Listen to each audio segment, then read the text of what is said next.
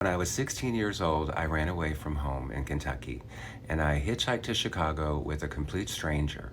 And halfway through, a young man took pity on me and bought me a bus ticket, and that stranger and I rode the bus all the way into Chicago. I remember stepping off that bus into Chicago onto the city streets in 1985 in complete and utter awe. I had never seen a city like this before. I had never been to a city bigger than Louisville. I stood down at the bottom of what was then called the Sears Tower, and I looked up and I got so dizzy I almost fell down. I was so naive. I was waving and saying howdy to everybody who walked past me, and I wondered why everybody just ignored me. Back home in Kentucky, everybody said hi. I had a very strong Southern accent, so there was no mistaking that I was from the South.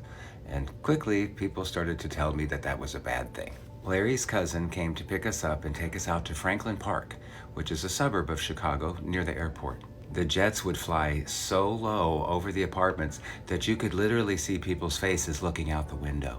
I slept on a cold, hard basement floor for about 2 months, and I lied about my age and got a job at a Sizzler Steakhouse as a waiter. I was scared. I had to walk home after dark, and one night I was robbed by 3 guys. One of them had a knife. They punched me in the face and the stomach, and they took all my money. When I got back to the apartments that night, I was consoled by Larry's aunt, who lived in an apartment just next door. She and I had started developing feelings for each other, and she had written me a lovely letter which Larry had found, and he became furious with me. In fact, he was threatening to unalive me because he was attracted to his own aunt. He didn't want me to be with her. At this point, I gave up. I knew I had to get out of there, and I had to do it fast. So I started thinking of, how can I get out of here? Who do I know that will help me? And then I remembered I had a friend named Mark from Kentucky who was gay, and he had often told me about his older brother Scott, who was also gay and lived in Chicago. So I quickly called 411,